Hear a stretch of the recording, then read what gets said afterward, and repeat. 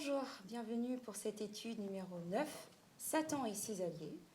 Avec nous cet après-midi, Pasteur Fernoc et Pasteur Laure. Bonjour.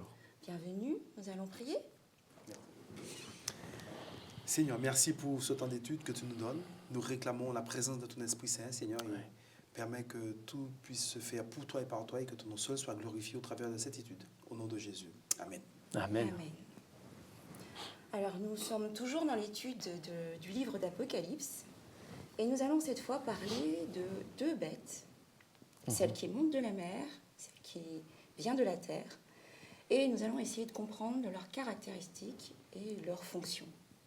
Alors, nous allons commencer avec la première, celle qui monte de la mer. Alors, quelle est cette bête? Qui peut m'en dire davantage?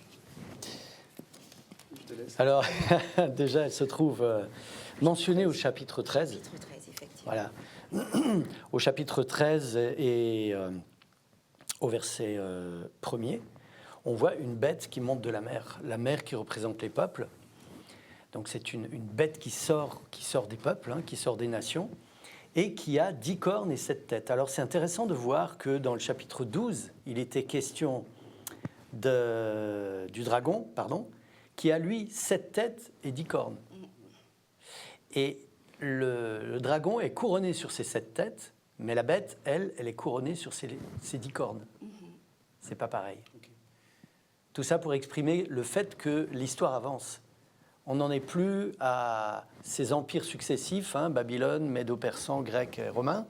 On en est à la suite, après, les 10 cornes. Donc le début de l'Europe naissante. Ok. Quand j'analyse ce chapitre 13 du livre de l'Apocalypse, c'est vrai, on remarque que, bien sûr, cette bête ressemble beaucoup au dragon. 7 têtes et 10 cornes. En plus, le texte nous dit que cette bête reçoit son pouvoir Du dragon. Ouais. Le dragon lui donna sa puissance, son trône et une grande autorité. Deuxièmement, regardez bien l'origine de cette bête. Son origine aquatique trahit cette bête. Effectivement, tu as bien fait remarquer que dans la littérature biblique, les eaux représentent, en fait, pour simplifier, les forces qui s'opposent au Dieu créateur. Troisièmement, cette bête a une bouche. Ouais. Une bouche qui parle avec arrogance. Ça me rappelle simplement la bête, la corne de Daniel chapitre 7. Oui, c'est les mêmes expressions d'ailleurs. Tout à fait. Ensuite, il y a quelque chose qui attire l'attention, c'est que cette bête se fait adorer. D'accord? Et ils adoraient la bête en disant « qui est semblable ?» Et deuxièmement, l'expression « qui est semblable à la bête ?» c'est une expression qu'on retrouve dans les psaumes. C'est une prérogative de Dieu. Oui. Qui est comme Dieu? Qui est comme Dieu, ouais. Or, rappelez-vous que le nom Michael signifie « qui est comme Dieu ». C'est ça. Et donc, cette expression qui s'applique à Dieu, eh bien, cette bête, effectivement, s'attribue cette expression. C'est ça. Ici, on se rend compte qu'on a affaire à une puissance, le fait que c'est une bête, mais une bête qui est dans une dimension religieuse. Ouais. Une puissance politique, mais aussi une puissance religieuse. Et c'est une bête qui, en tous les cas, une chose est certaine, qui attire l'adoration, donc qui cherche à prendre la place de Dieu, car on doit adorer seulement Dieu. Alors, c'est très très subtil parce que vous avez au verset 3 la mention d'une de ces têtes qui est blessée à mort. Blessée à mort, pourquoi? Alors, si tu regardes, blessée à mort, mais elle ne meurt pas, ou elle se remet. C'est un petit peu comme le Messie, qui meurt, qui revient à la vie et qui règne. On retrouve le même processus. C'est cette bête qui est blessée à mort, elle revient à la vie et elle règne.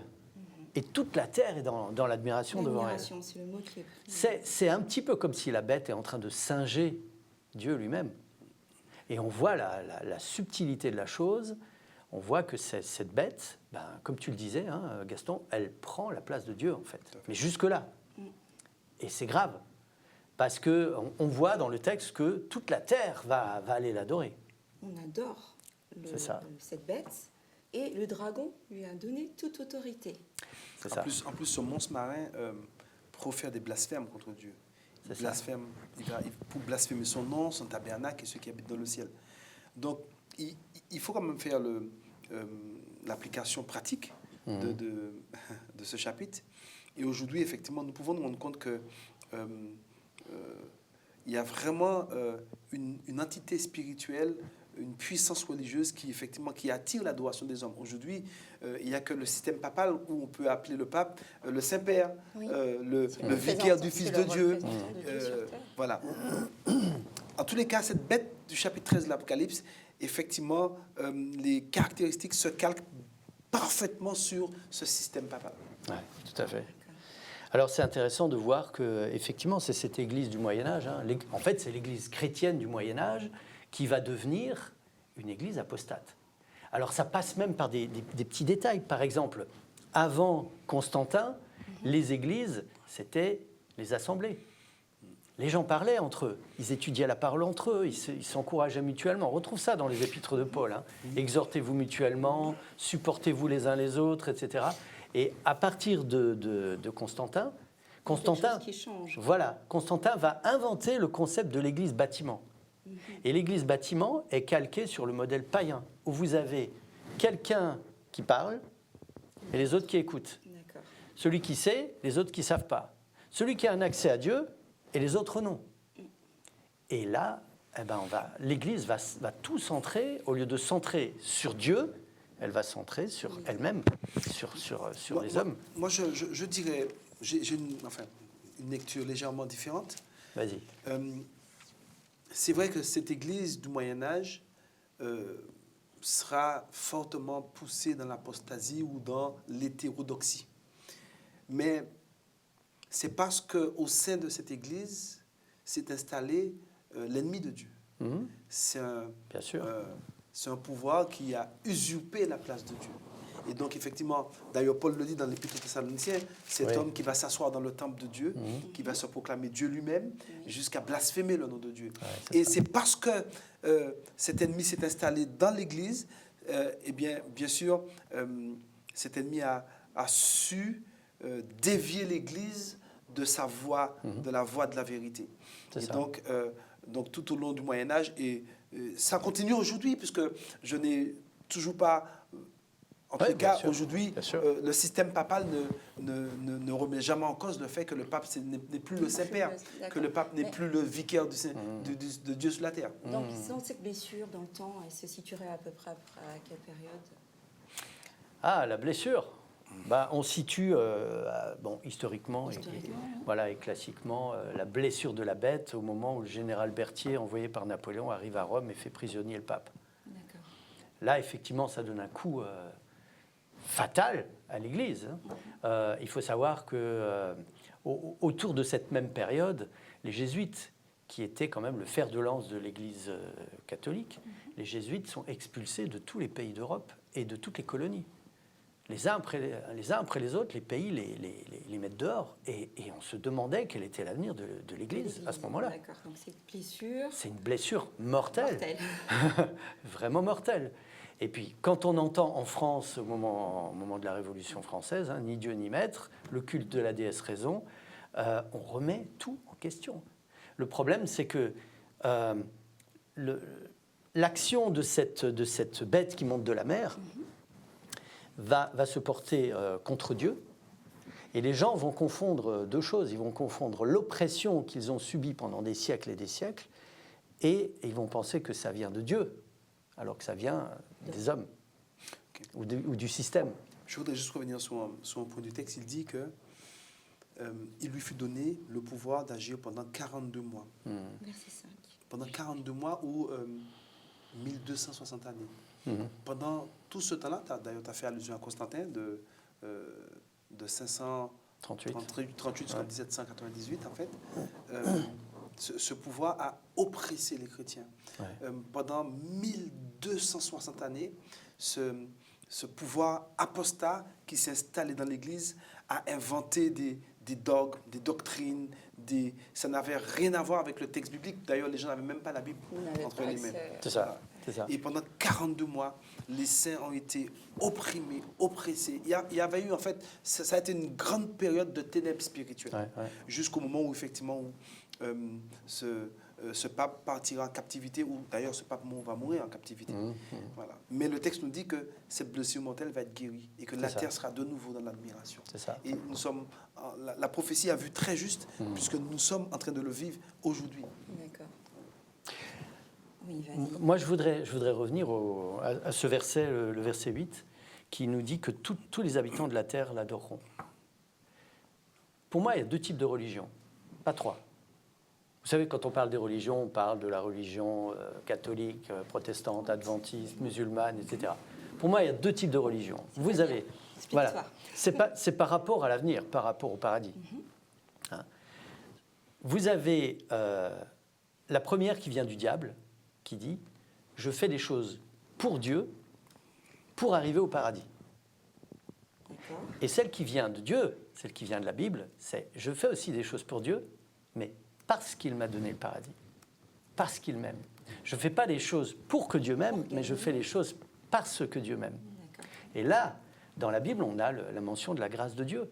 Et ce système moyenâgeux, qui continue jusqu'à aujourd'hui d'ailleurs, et dans beaucoup d'églises, et je voudrais dire, attention, moi aussi je peux être là-dedans.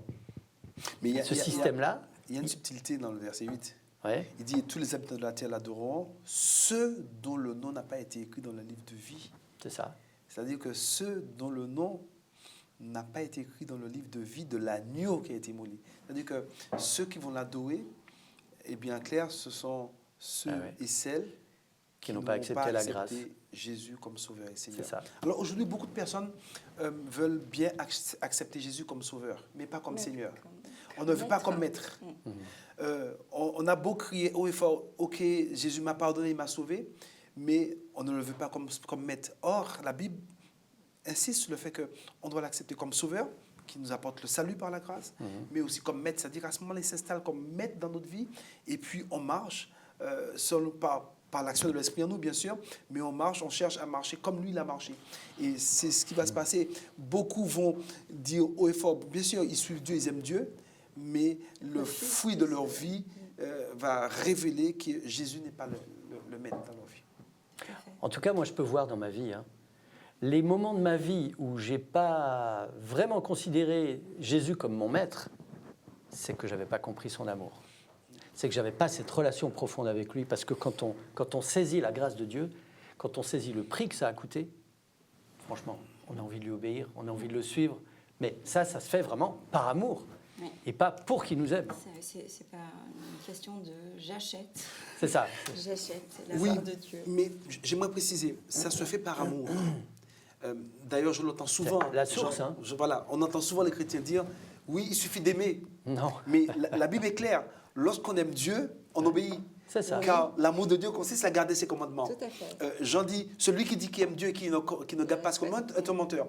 Donc oui, lorsque Dieu me sauve, lorsque Dieu me donne l'esprit me conduit automatiquement à obéir à Dieu, à obéir à ses commandements. Oui. C'est comme le pommier qui ne se pose pas de question s'il doit apporter des pommes ou des figues. Il va porter naturellement des pommes. Et c'est pas contraignant. Voilà. Et c'est pas contraignant. Parce qu'on le fait volontairement. Et beaucoup de chrétiens, je dis haut et fort qu'ils aiment Dieu, Dieu les aime, mais ils passent une vie de désobéissance, une vie à transgresser les commandements de Dieu.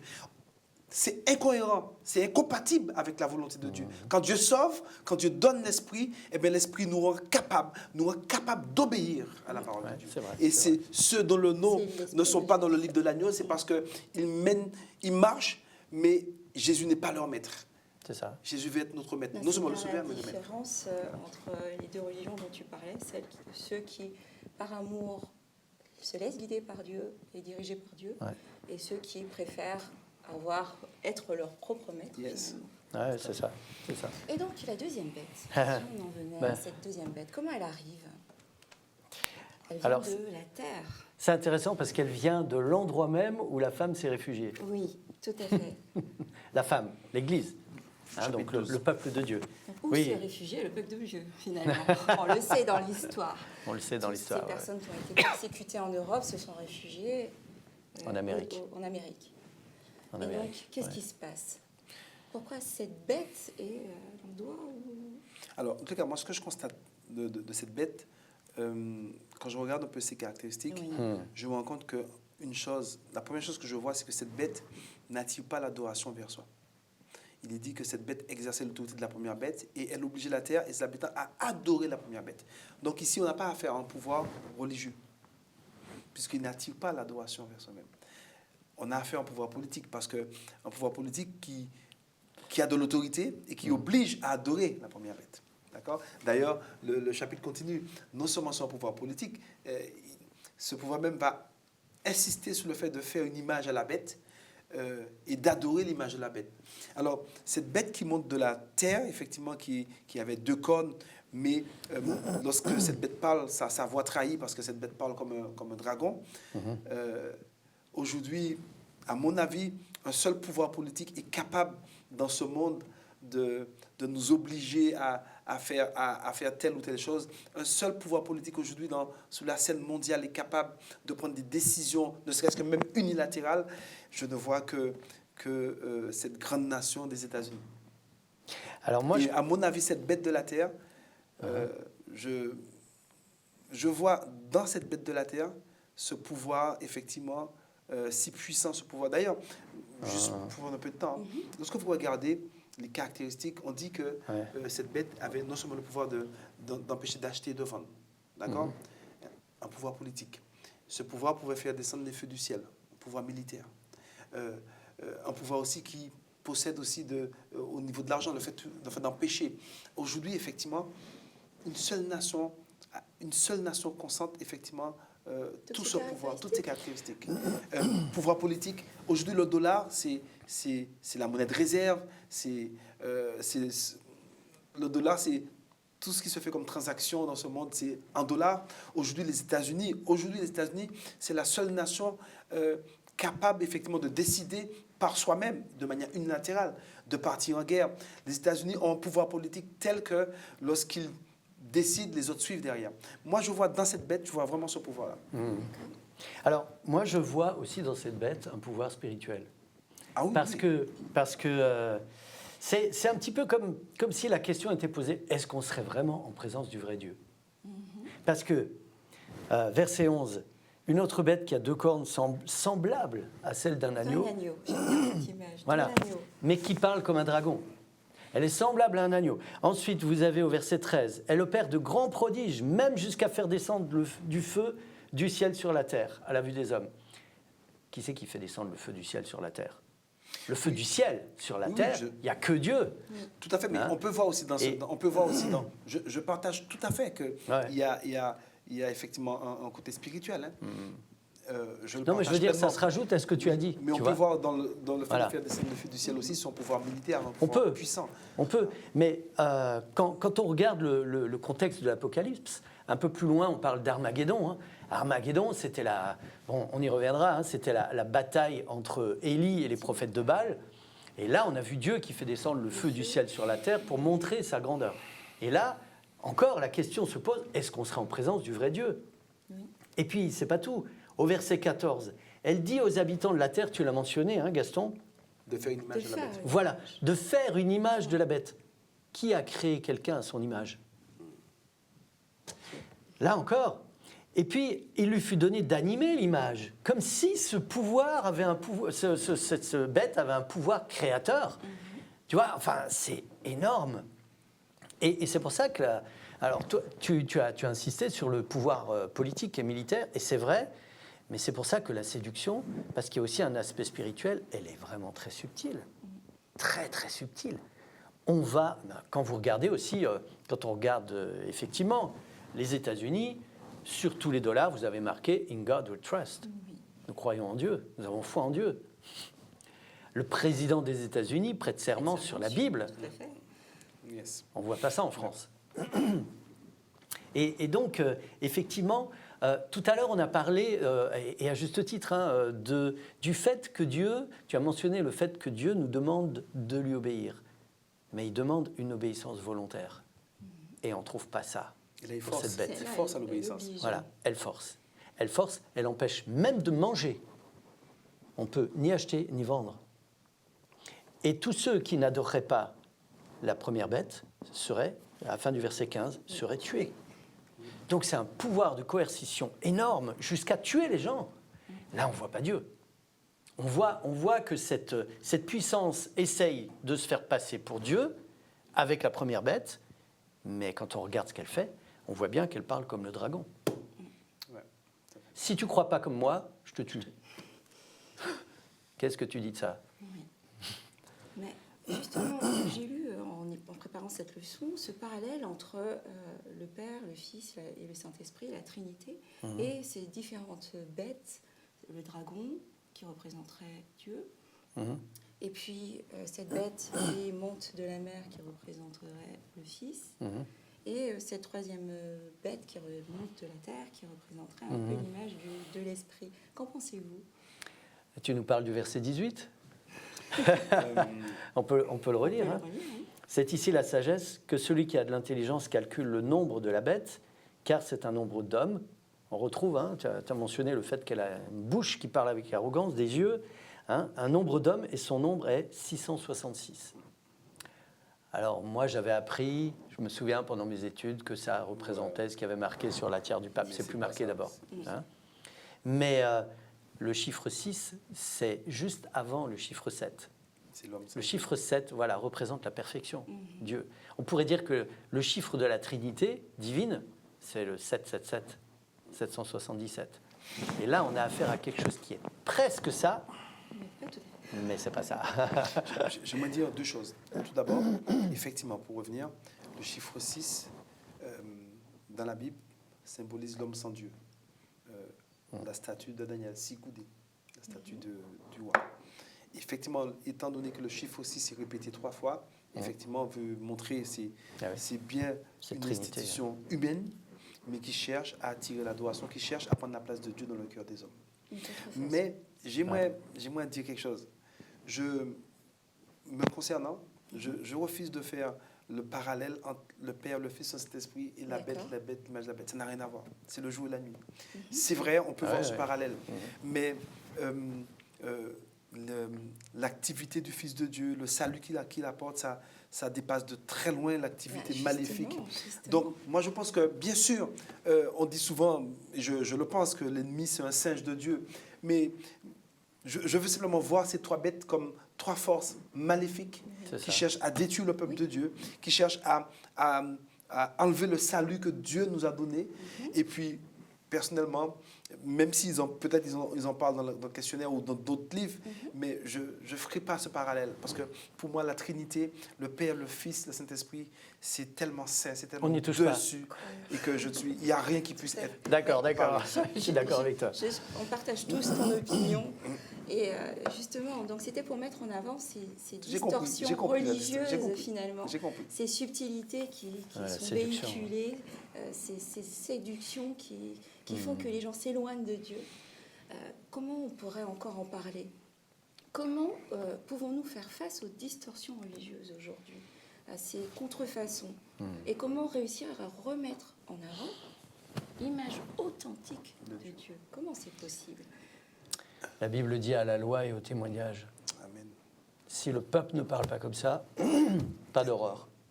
Et je crois que c'est vrai. La parole de Dieu, étudier la parole de Dieu, creuser la parole de Dieu. Et l'objectif de la parole de Dieu est de nous parler de qui est Dieu. Et tu l'as mentionné, Gaston, Dieu est saint et parfait. Dieu est tellement beau, tellement grand. Et qui je suis, moi, pour prétendre le connaître? Mais sa parole me parle de lui.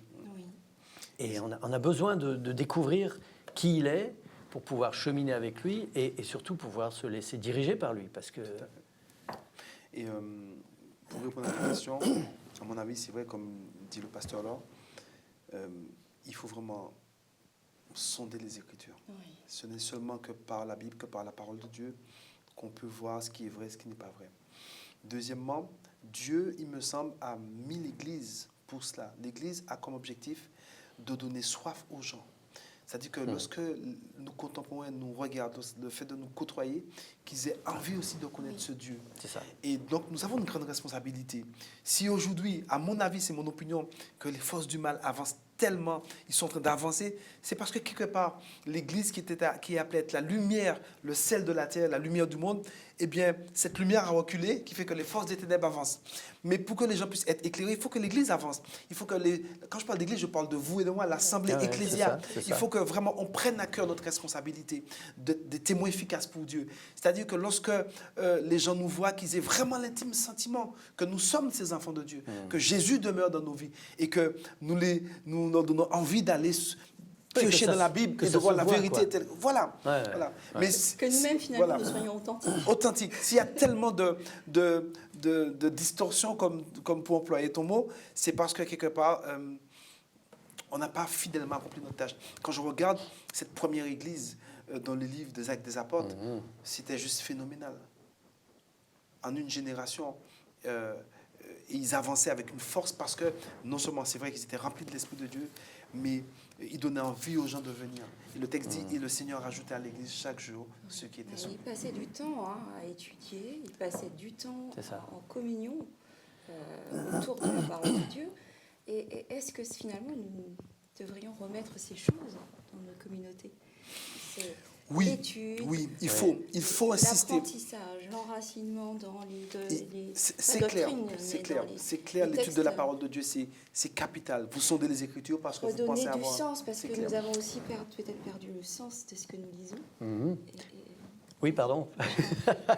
Non, j'allais dire, et étudier la parole de Dieu, ça ne veut pas forcément dire se rappeler ce qu'on sait déjà. C'est chercher, c'est creuser, c'est peut-être se faire désarçonner par la parole de Dieu dans nos convictions parfois parce que on n'a pas compris et le Seigneur nous remet en place. Et moi, je voudrais redonner du sens, c'est ça. Je voudrais lire dans Apocalypse 3 ce qui est dit à la fin de la lettre de l'Église, pour l'Église de Sardes, pardon. Celui qui vaincra sera revêtu ainsi de vêtements blancs, la justice de Christ.